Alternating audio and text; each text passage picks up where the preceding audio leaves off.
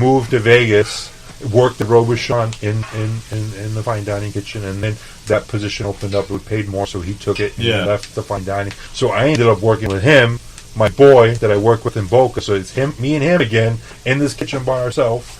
You know what I mean? Like playing with food all day long, and waiting for someone to order a PB&J, and then or order a 6-course tasting menu. We had to come up with it off the cuff, and then hanging out with these crazy Chinese dudes that were just like, dude, they were nuts, and we had so much fun with them. And like, neither one of us could really understand each other because they didn't speak really good English. Obviously, we were speaking Chinese, Cantonese, whatever it is, and we just had a great time. Yeah. So until I left there, I worked in that kitchen. Okay. In the mansion. How long? It's probably about 8 months. 8 months. Yeah. And then what kind of 6 to 8 months, and then I got hit up by some headhunter in LA, and then I was like, all right, I'm going to LA. Yeah.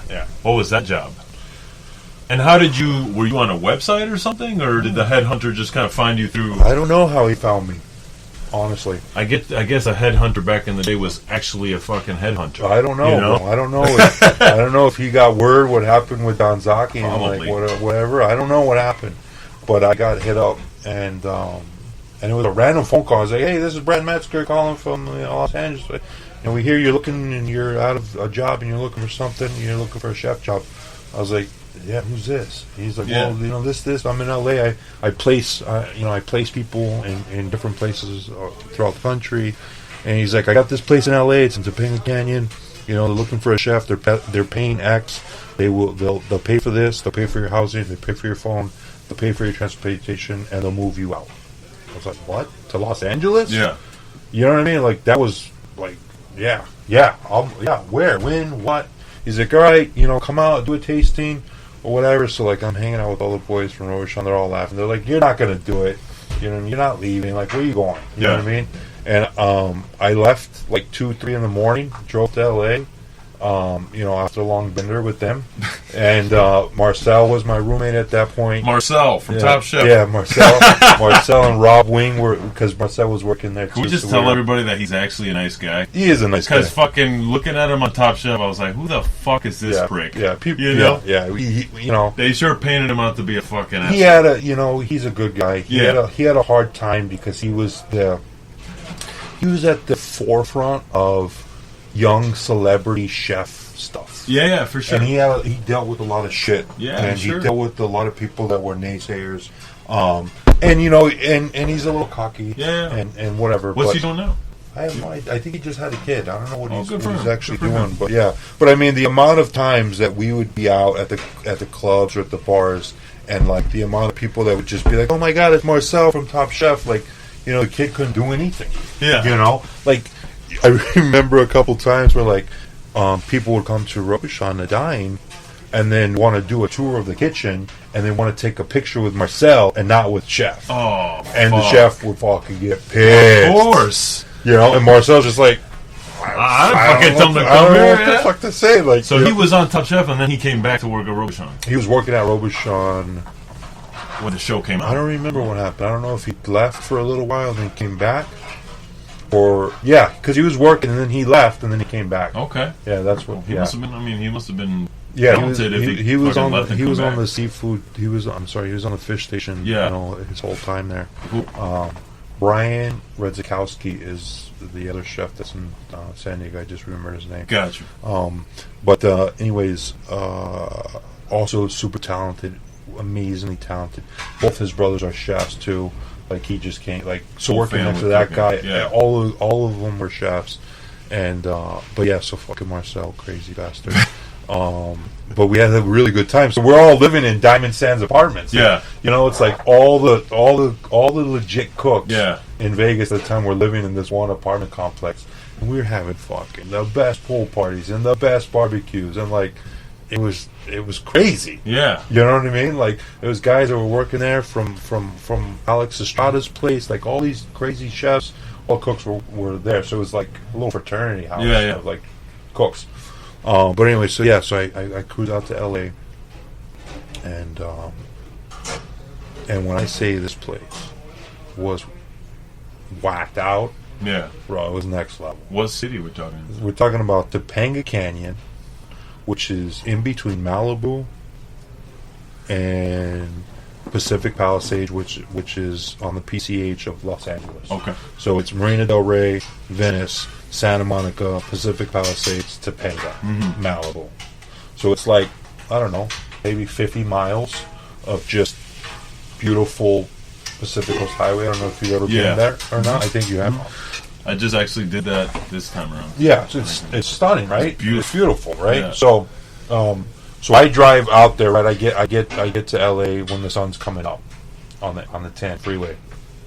If you ever driven through LA to go to the Pacific Coast Highway, you know you come from the 10 freeway onto the Pacific Coast Highway, and boom, you're on the ocean. Yep. And it's amazing. So I get there sunrise, and I'm still a little drunk for sure. Yeah. And so I get up to Topanga, which is in the middle of the mountains. Like it's one of the canyons. Yeah. Right. So you get up there, and I get to this spot, and it's legitimately like an old, like hippie barrack.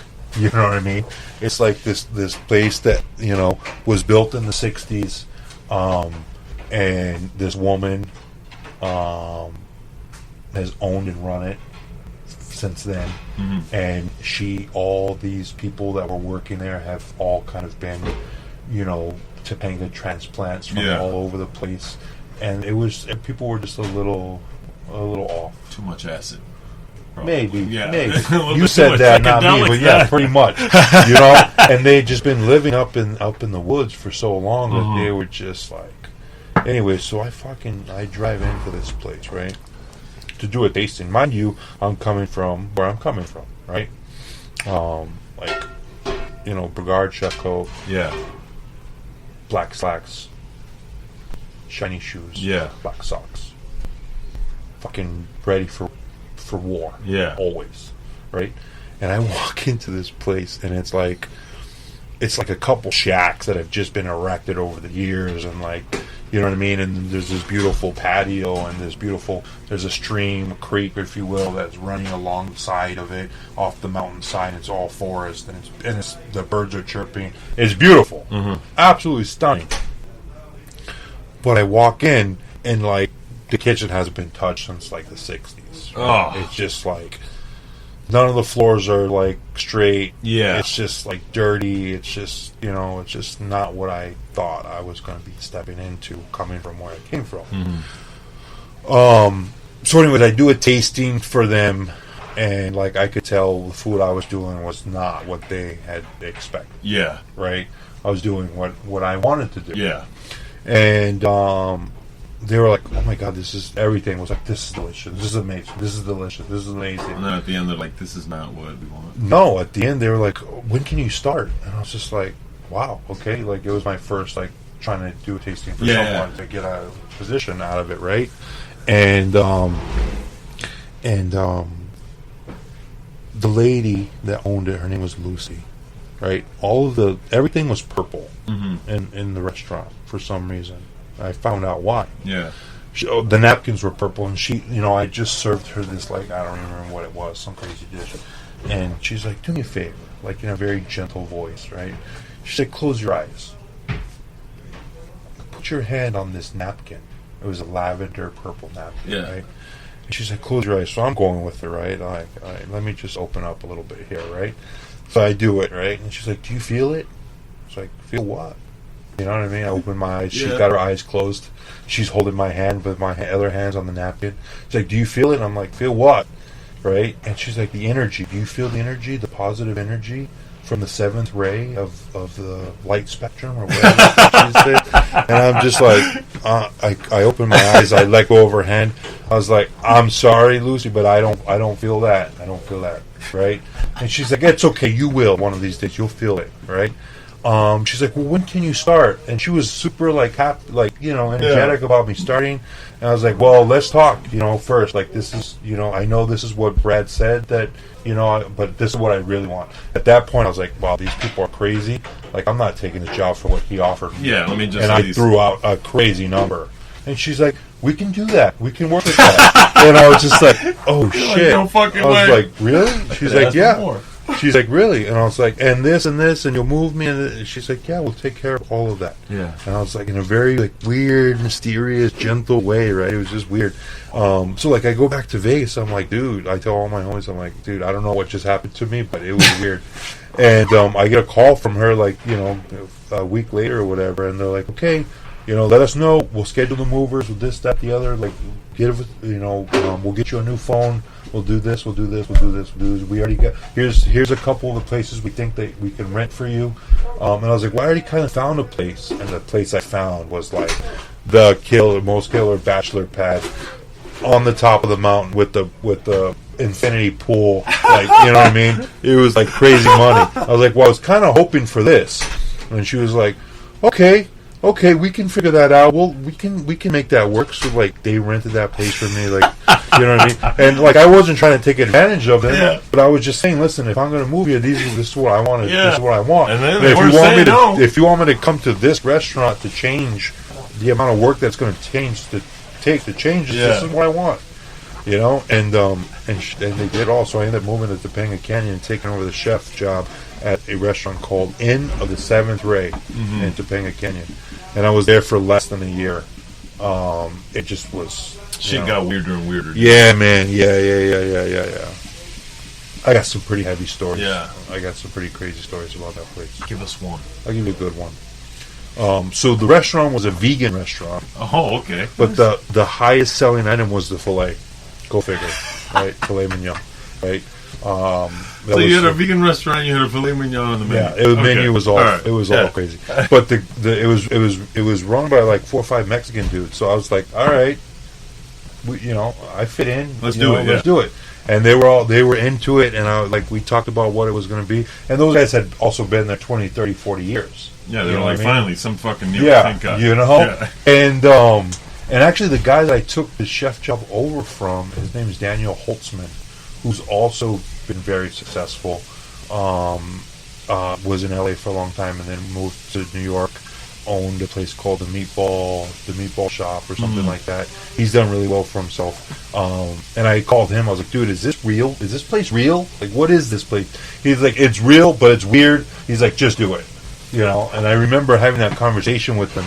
And I was like, "Fuck it!" I just went for it. Anyway, so it's a large part of the menu is vegan.